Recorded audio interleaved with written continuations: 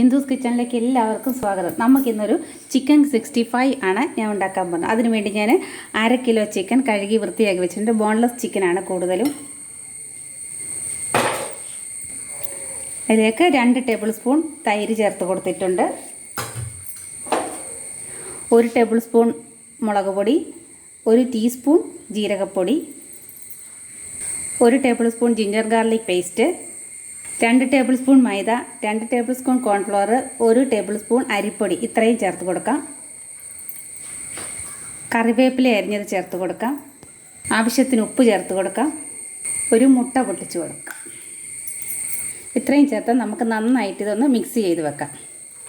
Mix ചെയ്ത് ഒരു 2-3 മണിക്കൂർ നമുക്ക് റെസ്റ്റ് ചെയ്യാൻ വേണ്ടിയിട്ട് വെക്കാം. ഓവർനൈറ്റ് ചെയ്ത് വെക്കുന്നതാണ് നല്ലത്. അങ്ങനെ നമ്മുടെ ചിക്കൻ എല്ലാം പുരട്ടി വെച്ചിട്ടുണ്ട്. നമുക്കൊന്ന് റെസ്റ്റ് ചെയ്യാനായിട്ട് വയ്ക്കാം. അങ്ങനെ നമ്മുടെ ചിക്കൻ മാരിനേഷൻ ചെയ്ത് വെച്ചിട്ട് ഇപ്പം ഏകദേശം 1 മണിക്കൂറായിട്ടുണ്ട്. നമ്മൾ അതെടുത്ത് വറക്കാൻ പോകുവാണ്.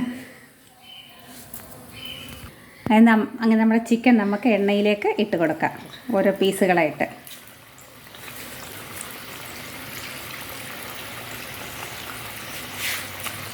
അങ്ങനെ നമ്മുടെ ചിക്കൻ നമ്മൾ ആദ്യത്തെ ബാച്ച് വറുത്ത് കോരിയിട്ടുണ്ട്. അതുപോലെ നമുക്ക് ബാക്കിയും കൂടെ വറുത്ത് കോരിയെടുക്കാം.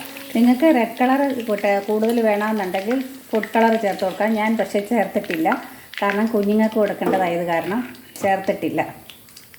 അങ്ങനെ നമ്മുടെ ചിക്കൻ എല്ലാം വറുത്ത് കോരിയിട്ടുണ്ട്. നമുക്കിനി ഒരു പാൻ അടുപ്പത്ത് വെച്ച് കൊടുത്തിട്ടുണ്ട്. ആ ചിക്കൻ വറുത്ത എണ്ണയിൽ നിന്ന് തന്നെ ഒരു 2 സ്പൂൺ എണ്ണ ഇതിലേക്ക് ഒഴിച്ച് കൊടുത്തിട്ടുണ്ട്. എണ്ണ ചൂടായി വരുമ്പോൾ നമുക്കതിലേക്ക് കുനുകുനാന്നരിഞ്ഞ കുറച്ച് വെളുത്തുള്ളിയും പച്ചമുളക്, 1 പച്ചമുളക്, ചുവന്ന മുളക്, കറിവേപ്പില, ഇതെല്ലാം കൂടെ ചേർത്തൊന്ന് വഴറ്റിയെടുക്കാം നമുക്ക്.